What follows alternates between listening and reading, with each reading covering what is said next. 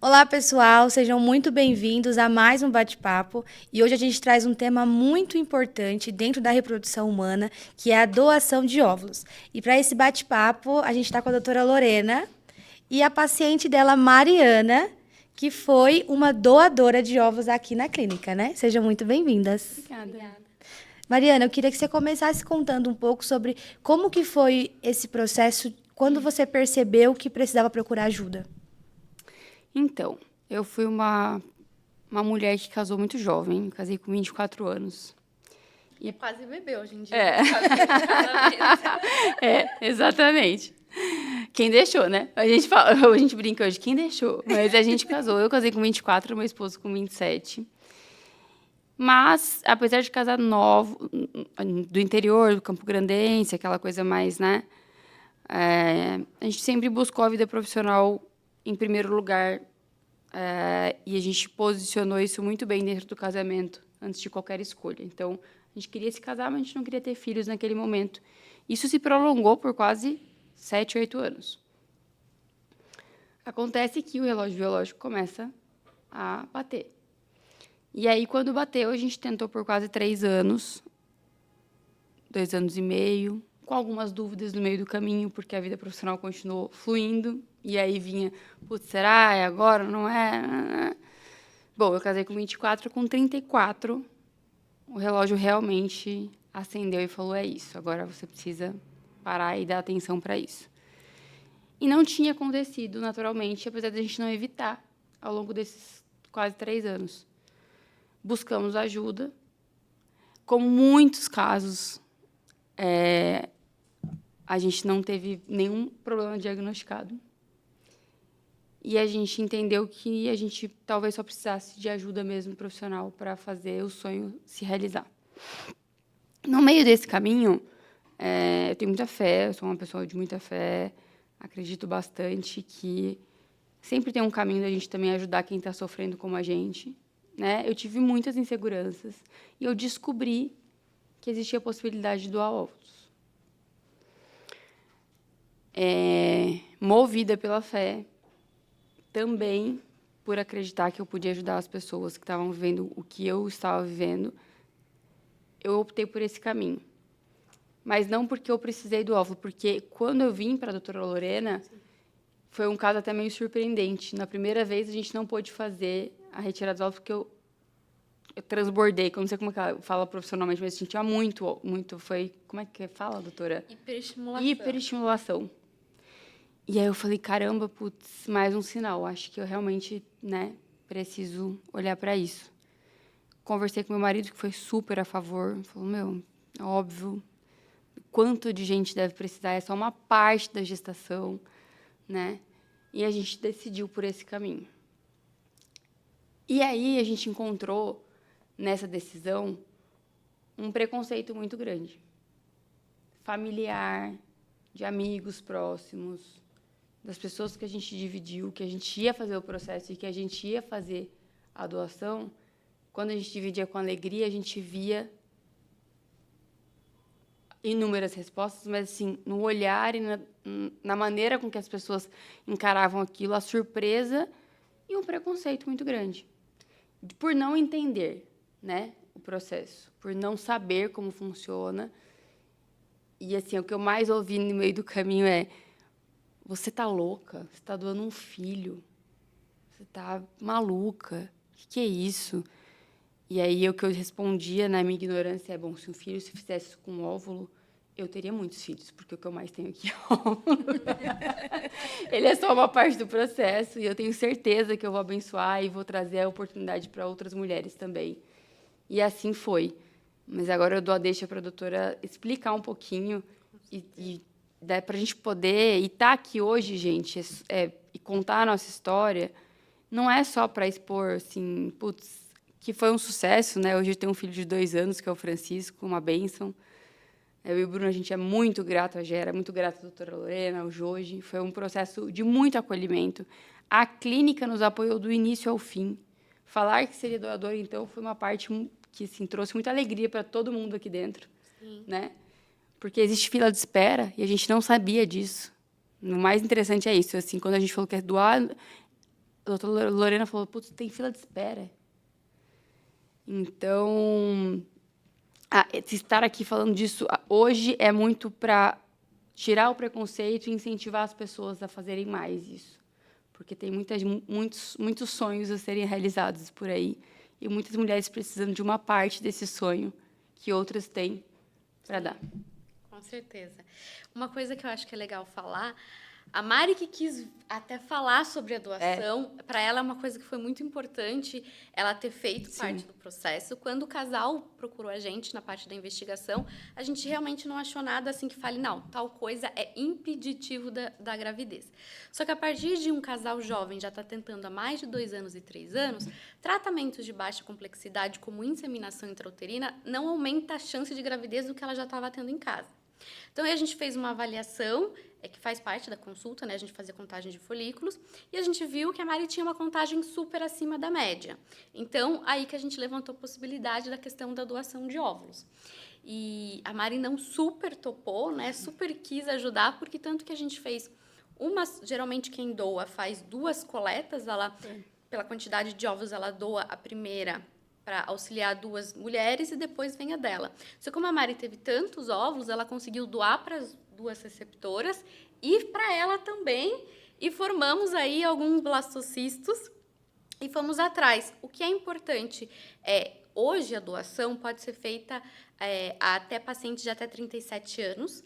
De forma geral, a maior parte das clínicas aceita até 35, porque é quando tem mais chance de realmente ter uma reserva boa, porque o que acontece? A Mari não podia se prejudicar no tratamento, né? Exato. Então, ela tem que ter uma reserva que dá para outras pessoas sem se prejudicar. Então, geralmente, a gente tem esse conceito de avaliar que a paciente tem que ter menos de 35 anos e boa reserva, e a gente tem mais receptoras do que doadoras no Brasil.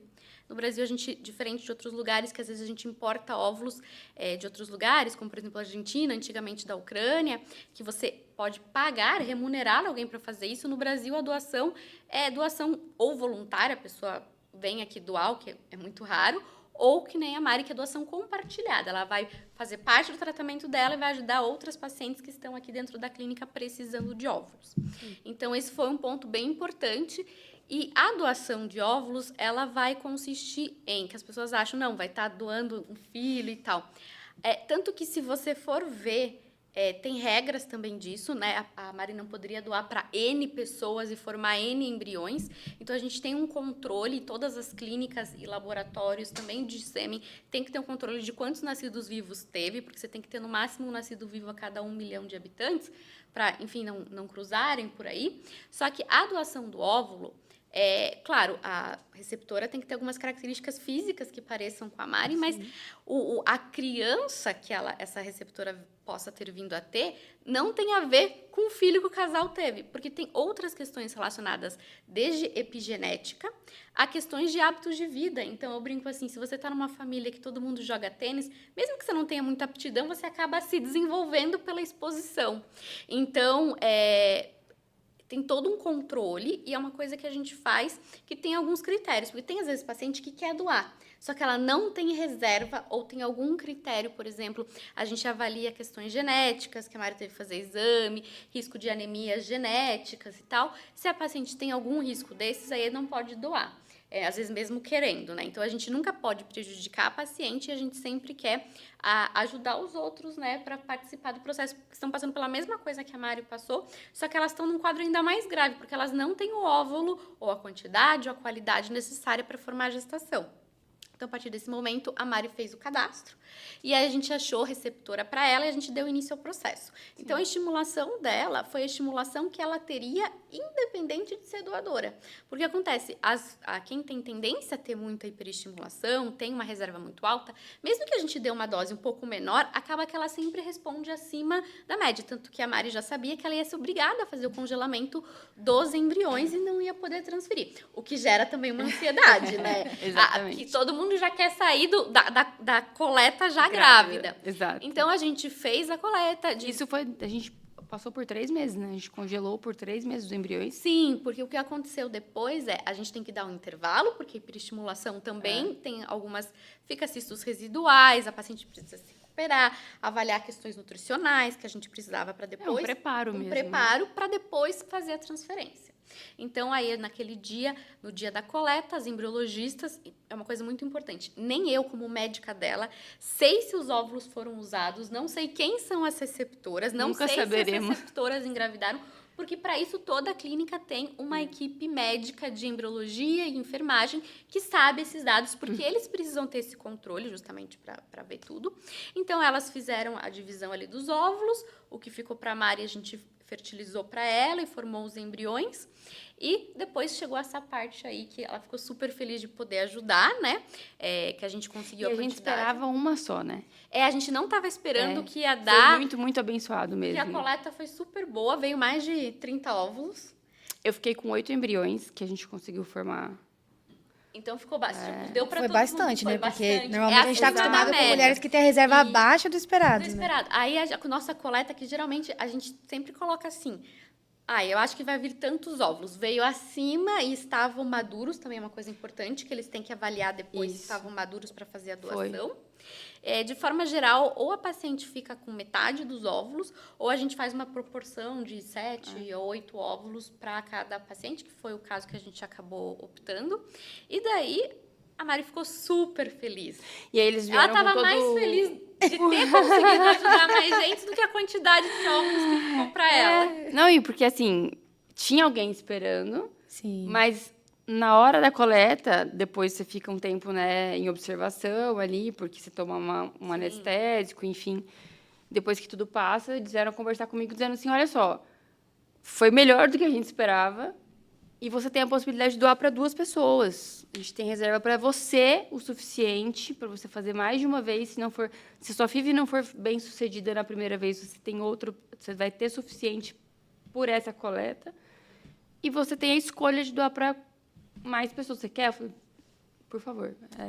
Isso é mais Tanto um que sinal. for possível, pode doar. Pode. Não, e aí são sinais mesmo, né? Eu que acredito e tenho essa fé, eu acho que são sinais de que, cara, quanto mais a gente precisa, mais a gente puder ajudar, mais mulheres precisam, a gente está aí para...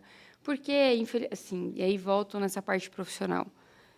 A nossa geração, e daqui para frente cada vez mais, precisa começar a se preparar. Eu não fui uma pessoa que me preparei aos 20 anos. Porque eu tinha consciência de que a minha carreira profissional era importante. E isso eu falo hoje até para a minha equipe, para as pessoas que trabalham comigo, eu falo, olha, tentem se precaver.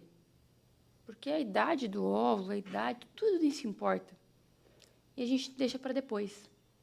Então, que bom que deu tempo, que bom que deu certo, porque eu tive uma FIV tão bem sucedida que de primeira veio o Francisco, fiz um processo só aqui na Gera e engravidei, né? Não tive perda gestacional, não tive nenhum problema, foi uma gestação maravilhosa, um tempo super abençoado. Mas o que eu digo é o seguinte, a nossa geração não se preparou. Então, eu encontro com amigas e colegas que hoje a gente tenta bater um papo e estão na casa dos 38, 40, e o que eu mais ouço não dá mais tempo. Puta, não dá mais tempo, né? Que pena e tal. E todo mundo correndo muito atrás da vida profissional, porque foi uma mudança também né, da nossa geração, que a mulher, né, vem ganhando espaço no mercado de trabalho, vem pensando mais na vida profissional. Com certeza. E isso impactou uma geração. Só que ninguém fala disso. E a gente fala muito pouco do preparo. Então, para aquelas pessoas que não tiveram a informação e que não têm até hoje, e se não deu tempo do seu, saiba que é uma parte muito pequena. Assim, um óvulo doado não é filho de outra pessoa. Ele vai ter o teu DNA, vai ser gerado dentro de você, é uma parte da gestação ali. Sim, de verdade, desmistificar isso é muito importante. Sim, com certeza. Eu acho que a Mariana trouxe muitos pontos importantes aqui, né? E um deles, sem dúvida, é essa generosidade que ela tem, que infelizmente a gente não vê em todos os pacientes, né, doutora? Eu acho que principalmente por essa questão de preconceito, essa questão de, mas eu vou estar doando meu filho. Eu não vou dar, porque vai que tá meu filho, eu não vou saber onde está, isso e aquilo. Então, eu acho que se as pessoas pensassem um pouquinho mais como você, talvez a gente não tivesse essa fila de mulheres que esperam por uma doação, talvez por um motivo igual você falou. Vou esperar. Eu quero agora, não tenho mais óvulo. Então, acho que é Tem essa parte importante da também, né? conscientização, tem a nossa parte de quem já doou e de quem é médico, quem está na indústria, quem puder falar sobre isso, falem, né, discutam, entendam que isso é uma parte da parte da parte. A gestação ela é de uma complexidade tão gigantesca, se fosse, Sim. né, só o óvulo ou só o É até uma sêmen. coisa engraçada que a gente tinha algumas opções de transferir. Eu queria transferir um embrião sozinho e a Mari quis transferir um que tinha 2. Aí a gente ficou assim, era para ser esse, era para ser o filho que ela tem hoje. Porque, na verdade, quem acabou escolhendo, eu sempre tento puxar pro um, foi ela. Mas tem algumas coisas que é para ser mesmo. Ela que escolheu. E Ela é um que filho maravilhoso, é um filho, nossa, a gente nem dá pra falar muito, senão a gente se emociona e a gente sai do tema, eu começo a falar dele. Mas, assim, tá com 2 anos, cheio de saúde, cheio de vida, trouxe muita vida pra nossa família inteira. Hoje ninguém fala disso. Na época foi um baque pra muita gente. Dentro de casa, fora de casa, com amigos, com colegas. O fato mais, não da fertilização, mas da doação. Então, acho que a gente tem essa missão de falar abertamente. Tem um outro ponto que eu acho importante, que é relevante também. A doutora, quando ela bateu o olho, eu falei, não, eu estou disposta, eu quero dessa forma aqui, fazer a doação. Ela falou, para você, eu tenho fila de espera. E aí, eu, de cara, olhei assim e eu pensei, é óbvio. Branca, né? Cabelo castanho, olhos castanhos, tamanho médio, uma saúde tranquila, ok, sem nenhuma questão genética grave. Quantas mulheres de diversidade a gente tem e que não tem essa opção e que buscam a clínica e que hoje querem, né, uma doadora negra, uma doadora de outra etnia e que elas não encontram? Sim, Porque a gente também não fala, isso não é divulgado. com certeza. Sim, é Isso muito mais difícil, né, doutora? É muito mais difícil. Eu E acho aí que, assim, a gente ainda está em São Paulo aqui, né? Então a gente recebe gente literalmente do mundo todo e a gente tem diversas etnias. Uma das coisas mais difíceis que tem hoje, acho que todas as clínicas, é achar paciente. Quando a gente tem muita paciente que vem da África, então a gente precisaria de doadoras negras mesmo, preta mesmo, e também asiáticas. Então a população, assim, também a gente não tem tanta doadora asiática também, por N motivos também, essa questão talvez cultural dentro da própria comunidade, né? Mas a gente tem essa demanda. Então, se você perguntar assim, tem espaço para uma doadora, sei lá, colombiana? Tem. Porque a gente tem receptor, a gente tem muito mais, em todas as clínicas, tem muito mais receptora do que doadora. Por quê? Hoje, até saiu no jornal, publicamente, hoje a gente tem mais gravidez acima de 40 do que gravidez na adolescência, que antigamente tinha, porque hoje a gente tem esse conceito de que o acesso, hoje a gente fala muito sobre contracepção.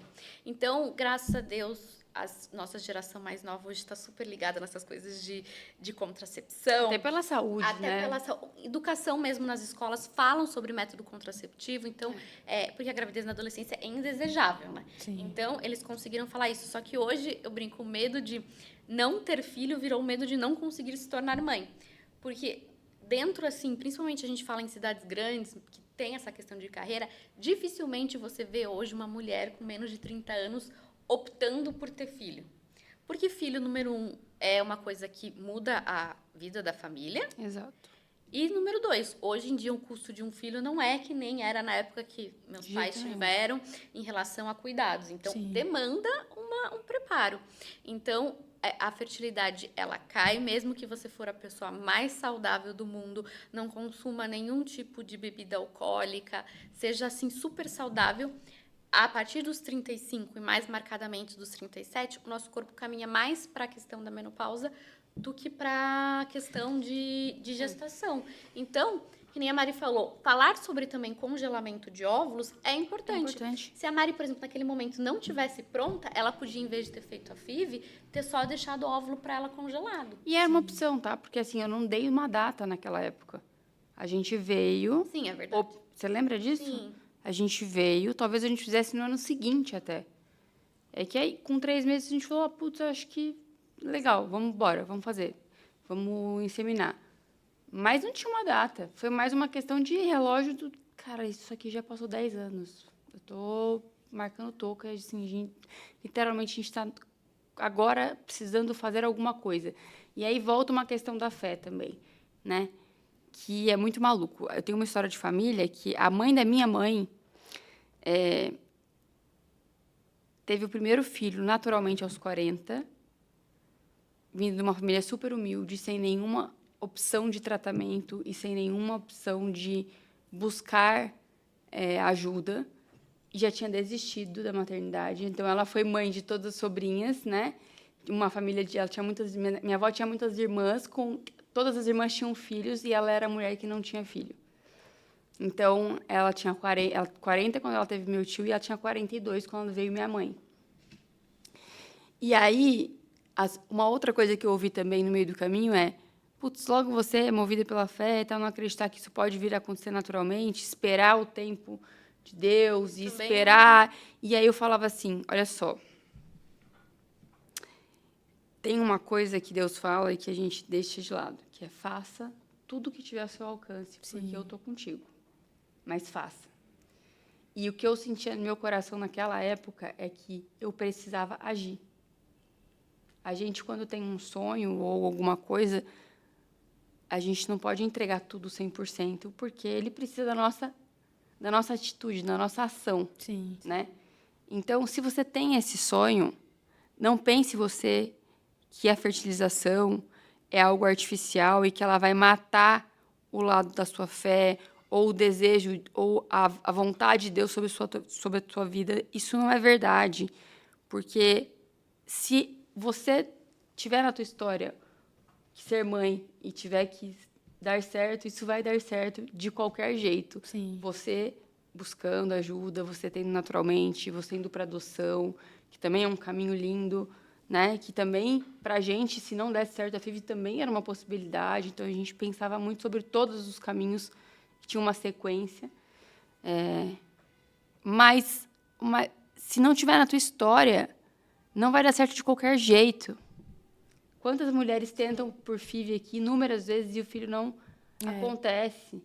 Então, não misture as coisas. Não, porque isso eu tratei bastante na época, para não misturar mesmo, porque eu sofri tanto preconceito que eu tive que elaborar isso em terapia, se realmente eu estava fazendo alguma coisa de tão errado assim, ou se o meu desejo do coração de doar os óvulos e fazer a inseminação artificial era validado, né, pela fé, por Deus, enfim, por tudo, e pela minha própria cabeça, se eu ia conseguir lidar com isso amanhã ou depois. E hoje, com muito orgulho, eu estou aqui falando disso. Pela minha vontade, eu sugeri esse podcast, porque eu gostaria que as pessoas escutassem que a gente precisa de gente com a cabeça mais aberta. Nós já estamos em 2025. Sim. Nós temos convívio com mulheres de quase 40 a 50 anos que precisam de ajuda e que precisam voltar a sonhar em ser mãe. Sim. Porque ser mãe é muito bom. Ser mãe não mata o lado profissional. Ser mãe não te mata como mulher. Não mata um casamento. Não mata nada. Muito pelo contrário, a gente fica muito melhor. Né? E se você tem esse desejo, porque se você não tem também, ok. Mas se você tem, não deixe de buscar ajuda, em qualquer que seja a sua idade. Porque a gente tem, sim, opções. A gente tem, sim, bons profissionais no Brasil. Não precisa buscar fora, a gente tem opções aqui dentro que atendem e tirem esse preconceito, porque ele invalida os seus sonhos. Ele joga fora as possibilidades lindas que você poderia viver e que eu, como mulher, posso falar: vivo e nada piorou, tudo melhorou. A gente estava aqui, eu brinquei, entrei nessa porta, falei: putz, acabei de chegar de viagem, eu tenho que buscar minha filha na escola, tem 2 anos, não sei o quê. Assim, a vida profissional continuou, o casamento continuou. E o Francisco está aí, lindão, vivendo com 2 anos e tudo só caminhou. Não, mas eu acho que uma coisa que é interessante falar e reforçar é, graças a Deus eu posso falar isso com muito orgulho, que no Brasil a gente tem acesso a tudo que qualquer melhor centro do mundo tem. Então, assim, na verdade, você fala assim, até melhor que muito país do que você imagina. Vou dar um exemplo. Na França, eles dão ciclos gratuitos lá, até por questão de natalidade e tal. Só que, por exemplo, lá eles não fazem PGTA. Não pode fazer biópsia do embrião, uma questão legal lá. Então, você vai ver que aqui no Brasil a gente pode bastante coisa dentro da questão da reprodução. A gente, por exemplo, tem lugares no mundo que é proibido a ovodoação. É mesmo. Então, as pessoas têm que viajar para outros países para conseguir. Isso vai se tornando cada vez mais difícil. Então, acho que a gente tem resultados iguais ou melhores que muitos lugares no mundo. Eu não sabia. Então, a gente tem acesso... Não tem nenhuma tecnologia que fora do Brasil tenha que a gente não tenha ou não consiga trazer para o Brasil. Então, isso é uma coisa que dá muito orgulho. Então, a gente tem excelentes resultados. É uma coisa que a gente, no mundo da reprodução, fica muito feliz aqui. E, na verdade, eu acho que, assim, uma das coisas que eu falo, assim, porque tem pacientes que... A Mari deu certo na primeira transferência. Tem pacientes que precisam fazer 4 transferências, que têm problemas mais graves, que a gente, às vezes, só vai descobrindo à medida que vai, às vezes, tendo uma perda gestacional, alguma coisa que a gente só descobre à medida que vai fazendo o tratamento mesmo. E o tratamento de FIV, seja também congelamento de óvulo para postergação para o futuro, é, na verdade, um tratamento de fé. Porque você acredita que aquilo vai dar certo. Ele é um exercício. Ele é um exercício que você tem que acreditar. Então, eu tenho que seguir esse caminho, eu vou seguir esse caminho e o meu sonho é maior do que qualquer outra coisa, então eu vou fazer o que for necessário para chegar lá. Então, você tem que... Pode ser fé religiosa, você tem que crer de alguma forma que o tratamento vai dar certo. Porque senão você não ia passar por tudo que as pacientes passam, que até a Mari, apesar de ter tido bastante óvulo, teve uma uma recuperação ansiedade super tranquila até, mas tem pacientes que ficam bem piores. A gente piores, tem né? que trabalhar. Ansiedade no processo, porque dia o processo a dia. ele é longo. O processo é longo. O processo te gera ansiedade. O processo trabalha a tua fé. Sim. Na verdade, ele é um exercício maravilhoso. Falando de fé, inclusive, de fé e de confiança. E, assim, de bastante resiliência. Porque, se não der certo de primeira, não desista. Ele, como diz a palavra, ele é um tratamento. Às vezes ele é longo, às vezes ele é curto. Às vezes ele é o caminho, às vezes ele não é o seu caminho. Sim. Às vezes, no meio do caminho, a gente descobre outras coisas que a gente tem que... Exatamente. Tem muitas pacientes que acabam vindo, tem o diagnóstico, né, doutora? Vai ser FIV. Mas antes de fazer a transferência, acaba engravidando e tem um Já beta antes de aconteceu, realizar o já tratamento. aconteceu. Então, acho que é como a Mariana falou, né? Eu acho que a FIV É um dá caminho. certo para muitas mulheres e, graças a Deus, elas conseguem realizar o sonho da maternidade através da reprodução assistida. Mas tem mulheres que não. Às vezes, as mulheres que vêm aqui aprendem outras coisas no caminho até engravidar naturalmente. E, assim, quando você planta a sementinha do sonho no teu coração e que aquilo vem, né, só para finalizar, assim, realmente, não se feche em uma possibilidade só. Se o teu sonho é ser mãe, abra o leque. Além da FIV, a gente tem, né, a opção com o seu próprio óvulo, que foi o meu caso com o Bruno, a gente usou o meu óvulo com o embrião dele, então, realmente, tudo casou. Poderia ter precisado eu de uma doação,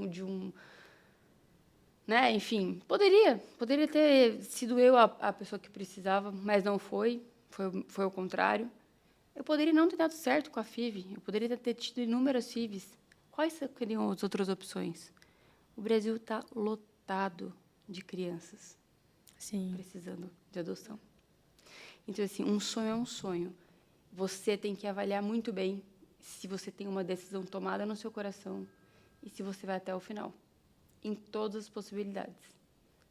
Conversem sobre isso com os seus companheiros. Isso é uma coisa bem importante que ela falou, porque você e o seu marido sempre conversaram. Muito, abertamente Muito sobre. abertamente. E tem, às vezes, casal que vem na consulta, e na consulta, um percebe uma coisa que não sabia que o outro queria. E acontece aquela resistência, né? Fica aquela coisa de, ai meu Deus, cada um quer uma coisa. Então, tem que ter aberto. E o que a gente fala na reprodução é o que para você significa maternidade. Então, para algumas pacientes, significa ter tudo. Ela realmente só vai aceitar se for o óvulo dela, o espermatozoide do marido e tal. Ou tem pacientes que vão falar assim, não, para mim a maternidade é gerar, é parir. Tem outras que a maternidade é ter uma criança em casa, que pode ser via adoção. Então, a maternidade vai caber num sonho de cada um. E é uma coisa assim, a gente sabe que, eu brinco assim, o óvulo e o espermatozoide, realmente eles são necessários para fazer a fertilização in vitro, mas da onde ele veio, no final, quando você está com o seu filho no seu colo, você vai esquecer. Se elas não esquecessem, elas não voltavam para o segundo filho, para o terceiro, para não sei o quê, porque realmente Esquecem até a medicação, o que passou, o estresse. Às vezes você pergunta para ela, não, doutora, eu nem lembro disso. Eu falei, não, mas... É a amnésia, da amnésia. É que nem parto também. Senão as pessoas não tinham segundo filho. Se o parto não... Tipo, se você não tivesse uma coisa depois, as pessoas nunca teriam um segundo filho. Então, faz parte. E uma outra questão de quando a gente fala de programação reprodutiva eventualmente, se o casal tem uma certa idade, sei lá, vai ter o primeiro filho, às vezes, com 37, 38 anos, e muitas vezes consegue de forma natural, tem pessoas que me falam, eu sou filho único, eu não quero, eu senti muita solidão na infância, eu precisava, não tinha primos e tal, quero ter 2 filhos. Se você for ter o primeiro filho com 38, ter filho após os 40 é mais difícil. Por um simples fato, não às vezes não de até implantar, é porque os óvulos, a gente nasce com os óvulos que a gente já veio. Então, diferente do homem, a gente não renova, a gente só vai perdendo ao longo do tempo. Então, após os 40 anos, aumenta muito, a gente tem muito embrião, que às vezes até chega a implantar, que tem alteração cromossômica, ou seja, que provoca abortamento. Então, muitas vezes tem paciente de 40 anos mais que não vem por infertilidade, ele vem por aborto de repetição, porque a paciente não consegue mais engravidar e perder por aneuploidia, por alteração cromossômica. Então, às vezes, você está fazendo um planejamento, hoje, se chegar para você, nossa, tem 38, eu vou começar a tentar agora. Será que não é melhor deixar óvulo congelado? Nem necessariamente precisa ser embrião, porque embrião tem toda uma outra questão, tem paciente que não consegue deixar um embrião sem usar, mas deixar pelo menos óvulo, porque infelizmente a mulher sempre perde mais essa questão de idade.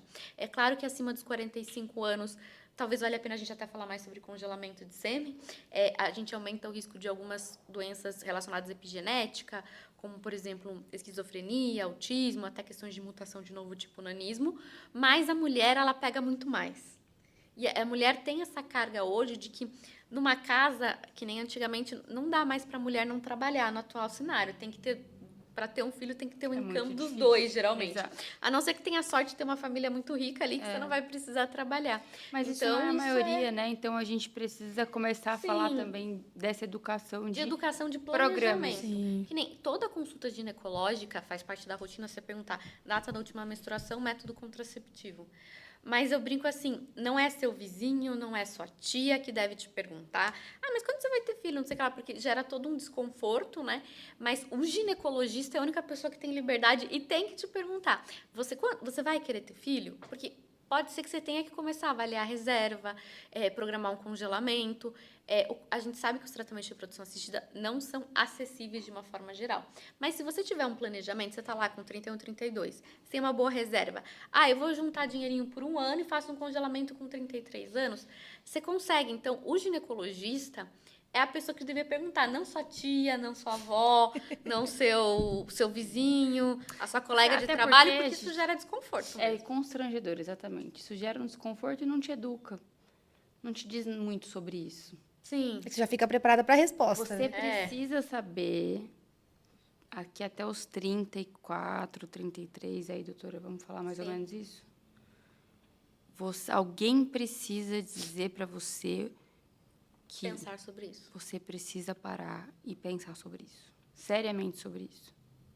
Isso é uma coisa, assim, eu percebo, é muito difícil para a mulher que, tipo assim, tá plena na sua vida, tá conseguindo tudo que ela quer, ela faz atividade física, ela tá atingindo o sonho da vida dela e ter que parar e falar de uma questão que é difícil.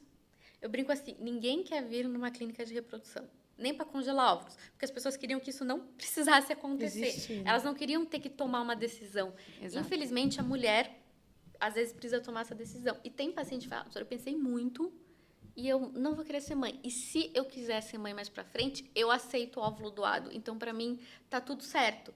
Então, você discutiu, a paciente tomou uma decisão que às vezes precisa de terapia, discussão familiar, discussão com o casal. Então, não é só mulher solteira que congela óvulo. Tem muito casal que a mulher vem, porque o casal não sabe se quer ter filho. Então, vamos pelo menos garantir a parte mais urgente, que é a questão dos óvulos, mas a gente tem que discutir sobre isso. Exatamente. É preciso falar sobre isso. Sim, isso com certeza. Eu acho que foi muito bom tudo isso que a Mariana Sim, trouxe pra gente. Com certeza. Foram Bom. alguns pontos assim muito importantes que eu tenho certeza que quem assistir Vai gostar vai bastante. repensar sobre isso. Mas antes da gente acabar, eu queria que você deixasse um recado para essas mulheres que às vezes nunca consideram a doação de óvulo, ou às vezes existe ainda esse preconceito de estou doando um filho meu. O que você diria para essa mulher que às vezes já passou por uma clínica de reprodução, mas falou: "Ah, não, a doação de óvulo não é para mim"?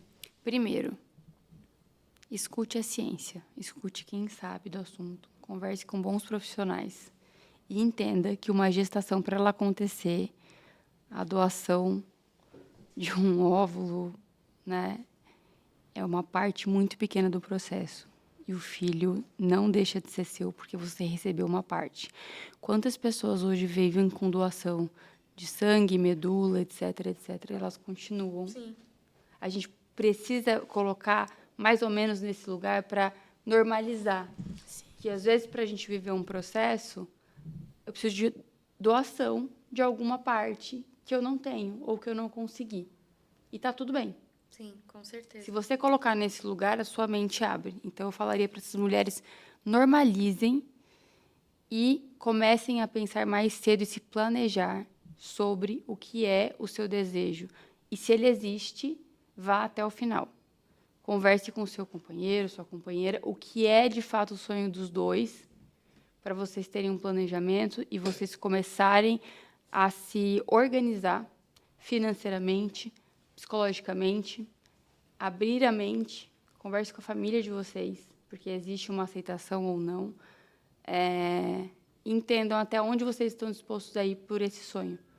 Mas, principalmente, se eduquem, comecem a pensar que é muito legal a virada que a mulher deu na chave profissional de uns anos para cá, mas é muito triste ver muitas colegas hoje bem-sucedidas que desistiram do sonho de ser mãe porque elas acham que não existem possibilidades, sem investigar, de fato, quais são as possibilidades.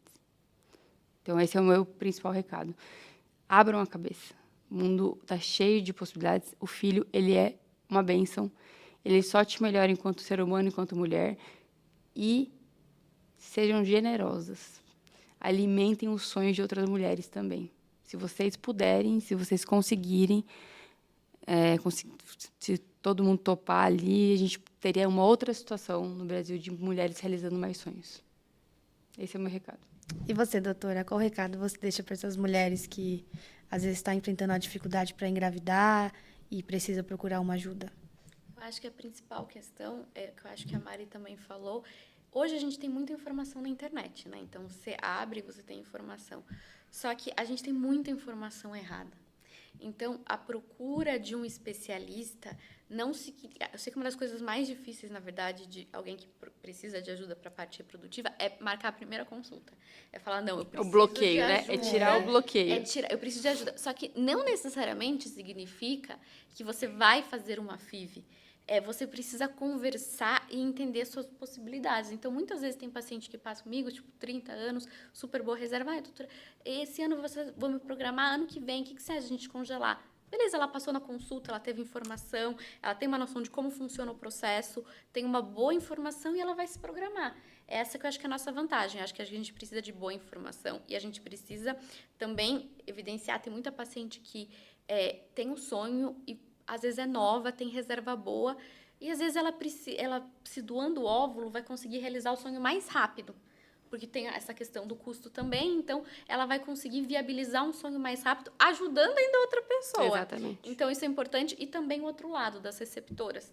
Então, hoje a gente tem muita dificuldade ainda de falar isso, apesar de pessoas públicas, até a Viviane Araújo até bato palma para ela, falou no Fantástico, que ela foi receptora. É mesmo? Ela falou no Fantástico. Legal. Inclusive, ela falou que acho que a primeira doadora não deu certo, que ela não conseguiu a gravidez, ela teve outra doadora, ou seja, ela foi realmente atrás. Não é fácil como mulher você ter que aceitar isso, a gente tem muito preconceito, tem países, acho que falam-se muito sobre, inclusive, útero de substituição, como nos Estados Unidos, mas você entender, como a Mari falou, a recepção do óvulo é uma parte minúscula da gestação. Até a implantação depende de outros fatores. Então, tem que ver o que é maternidade para vocês, e buscar informação de qualidade. Então, às vezes, passar uma consulta no especialista não significa, não, vou sair já fazendo uma FIV. Às vezes, você vai ter que entender que não vai dar nem para ser seus óvulos. Então, que vai ter que passar por toda uma questão assim, ou às vezes você vai receber uma surpresa. Não, achava que estava muito difícil a questão do custo, mas, pô, eu tenho uma reserva, sou nova, eu consegui ajudar alguém participar. Então, buscar informação, buscar uma consulta não significa o fim, assim, a FIV é o final do túnel, a FIV é o começo de uma outra jornada. Sim. E às vezes nem vai precisar de FIV, né? Então, exatamente. Essa que eu acho que é buscar informação e entender que a gente tem vários caminhos mesmo. Muitos caminhos. Muito obrigada, doutora, por mais um bate-papo. Obrigada, Mari, por ter contado a sua história de forma tão aberta. É muito difícil, né, doutora? A gente vê pacientes que realmente aceitem contar. Eu acho que é muito importante ter pacientes como você que falem abertamente, que contam a história e que realmente deixam um recado muito importante para todas as mulheres. Eu sou muito grata, eu sou fã da Gera, a doutora sabe, me emociona, porque é uma história muito feliz. E eu gostaria que muitas mulheres pudessem viver o que eu vivi aqui. O acolhimento, a felicidade de poder gerar um filho. E, poxa, o processo todo não é fácil, não é rápido. No meu caso, foi muito feliz, muito simples, né, perto de outros processos que são mais longos. Mas eu sou muito feliz de estar aqui, por isso eu quis falar, partiu de mim mesma. E, enfim, que bom que deu certo. Obrigada, meninas. Obrigada. Obrigada.